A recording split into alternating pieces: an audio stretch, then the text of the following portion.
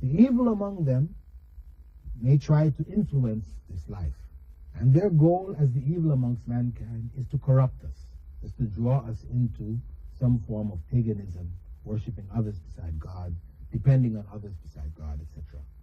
So these beings, who have different lifespans than we do, and are assigned, some of them are assigned to human beings.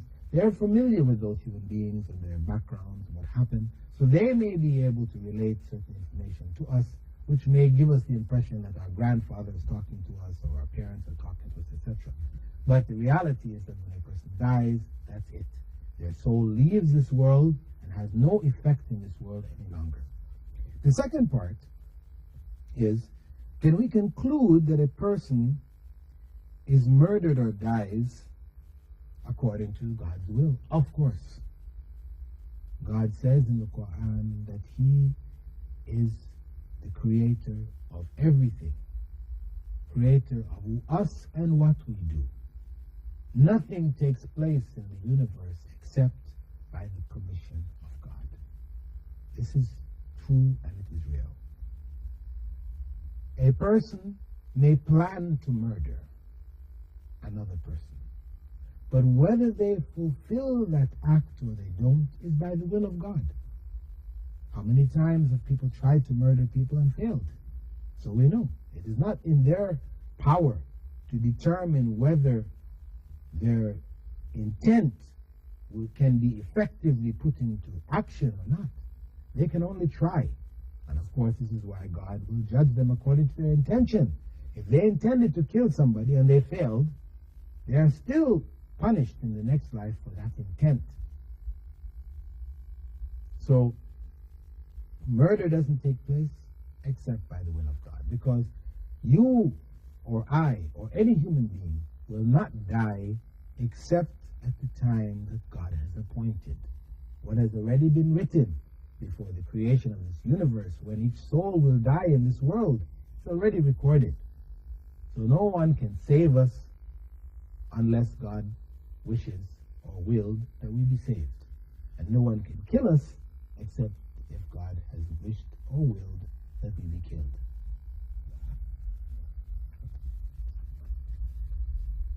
We have another question from a school student, and we encourage those of you who are students to write in. If you have any questions, we'll try to answer your questions also. This is not just an adult program only for adults, but for any people, any young people who like to write. She was asked that her name not be mentioned. She's writing from Dubai. Her question: Dear Dr. Bilal, thank you for such an informative program. I'm a student of grade 10 and would be very thankful if you would answer a few of my questions. Is it wrong to like an actor and to keep his posters? Is it wrong to talk to boys? I like drawing pictures of people. When I heard that it was bad to draw such pictures, I stopped. But the pictures I had drawn, I just cannot throw them all away. What shall I do? I sometimes get gas problems, and because of it, it is hard for me to pray. So during my prayers, if my wudu breaks, I sometimes continue because I know that if I make wudu, I will break it again. So what shall I do? Please answer these questions. Thank you. You mentioned at the end, I would be very grateful if you would answer the questions on Tuesdays and not take my name. Well, Tuesday is for the program Understanding Islam. And these letters are read in the program In the Light of Islam. So I'm sorry if you're not able to view this program. However, we'll be answering your questions anyway for others like you who, as young people in school, may have these issues bothering you. First one, which was whether it is acceptable to like an actor and to keep his posters. Now, this is a part of Western culture which we as Muslims are being drawn into. The movie idols That's what they call them, movie idols. They become idols, where people fall head over heels for this star and that star, and they're called stars. And they put the posters on the wall, and they adore these posters. This is idolatry. They're movie idols, and you're idolizing them. You're involved in idolatry. It's not the idolatry of the pagans who have statues and are bowing to them, but you have made this person an idol. So much so, as we said, that you put the pictures and you admire and you adore, etc. This kind of worship, and they call it worship even, the worship of human beings is not permissible in Islam. If one watches a movie and you see somebody who you're attracted to, this is a natural physical thing which happens. And you're not held to account for it until you start to act on it now. This is when you're held to account, when you start to put this picture on the wall and you become obsessed with this person and you're always reading about the person. And this is deviation. This is going into idolatry. This is why it's not permissible to hang pictures of human beings on walls, because it invites people to idolatry, to idolize these people, to admire them, and to raise their status beyond who they are. So, first and foremost, I would not say it is wrong to like an actor, because it is something natural if you are attracted to somebody who you see.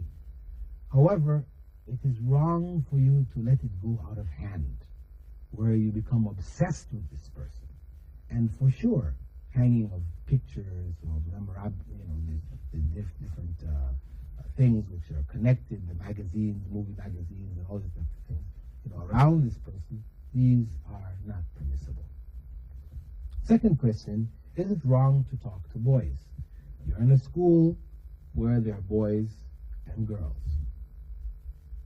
To talk to a boy is not in and of itself wrong. But where it involves talk, which is boyfriend-girlfriend talk, then this is when we're entering into wrong. If it's a question of your homework, issues of the school, etc., to have these answered, there is no harm. Communicating with the person just as a person, no harm. But where it starts to develop now into a kind of a friendship where this becomes your boyfriend, then this is not permissible in Islam. If you have the intention of marriage, then he should make that intention known to your parents, and you are involved in a process of marriage, not in a process of establishing a girlfriend or a boyfriend type relationship. This is not permissible in Islam.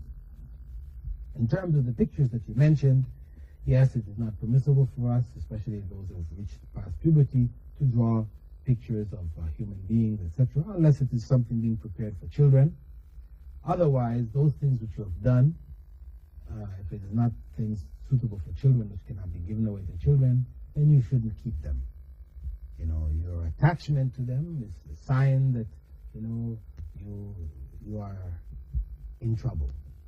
So you need to struggle with this and get rid of them. If they're suitable for children, you may give them to children, okay? And you have avoided the situation of their destruction. Otherwise, if they're not, then you should destroy them. With regards to the gas problem, we will look at that in the next segment of the program, as it's an issue which requires some discussion and our time has run out. In any case, I'd like to thank you all for being with us. I hope that you will write in your questions, your queries, your comments to me, Dr. Bilal Phillips, Sharjah TV, in the light of Islam, P.O. Box 111, Sharjah. And with that, I bid you all farewell. Wassalamu alaikum wa rahmatullahi wa barakatuh.